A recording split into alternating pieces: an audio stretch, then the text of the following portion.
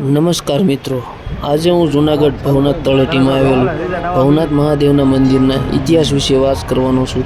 તો તમે વિડીયોમાં છેલ્લે સુધી બન્યા રહેજો. મિત્રો, ભવનાથ મહાદેવનું મંદિર ગિરનારની તળેટીમાં આવેલું છે. કહેવાય છે કે આ સ્થાન પર ભગવાન શિવ સ્વયંભૂ પ્રગટ્યા હતા.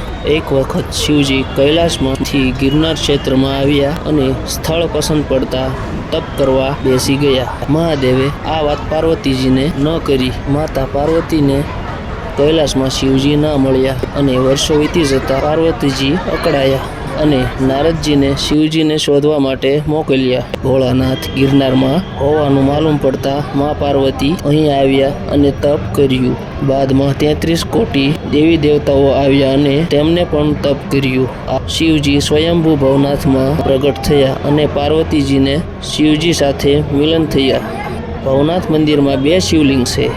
નાનું શિવલિંગ સ્વયંભૂ છે અને મોટા શિવલિંગની સ્થાપના અશ્વસ્થામાએ કરેલી છે.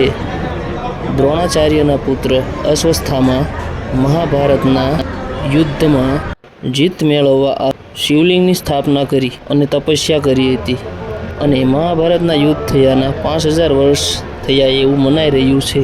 આમ આ ભવનાથ તળેટી 5000 વર્ષ જૂનું હોવાનું માનવામાં આવે છે. એવું કહેવાય છે કે ગરવા ગિરનાર પર નવનાથ 64 જોગણી 84 સિદ્ધ અને 52 બેસણા છે.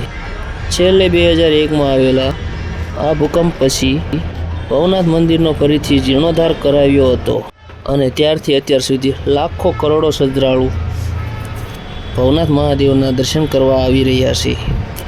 તો મિત્રો, આ હતો ભવનાથ મંદિરનો ઇતિહાસ. જો તમને વિડીયો સારો લાગે તો લાઈક કરજો, શેર કરજો અને સબસ્ક્રાઈબ જરૂર કરજો. હર હર મહાદેવ. તો ચાલો હવે આગળ આપણે જઈએ જૂના અખાડા તરફ અને ત્યાં પણ ગુરુ દત્તાત્રેય ભગવાનના દર્શન કરીએ.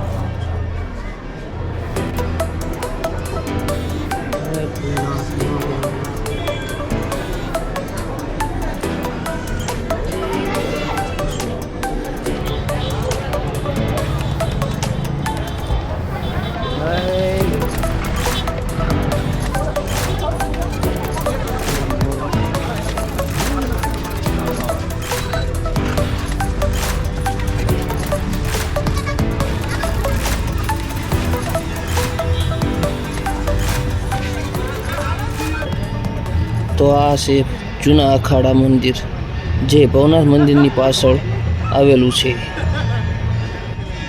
અને અહીંયા પણ શિવરાત્રિએ અને પરિક્રમ વખતે લાખો કરોડો શ્રદ્ધાળુ લોકો આ જૂના અખાડાના દર્શન કરવા પણ આવે છે અને પોતાના જીવનને ધન્ય બનાવે છે. તો ચાલો આપણે પણ અંદર જઈને ભગવાન દત્તાત્રેય ભગવાનના દર્શન કરીએ. તો અંદર આવતા આ વિશાળ શિવલિંગવાળું બિલ્ડિંગ અંદરથી કંઈક આ રીતનું દેખાય છે, જોઈ શકો છો તમે પણ. અને નીચે ભગવાન દત્તાત્રેય ભગવાનનું મોટી મૂર્તિ અને મંદિર પણ છે.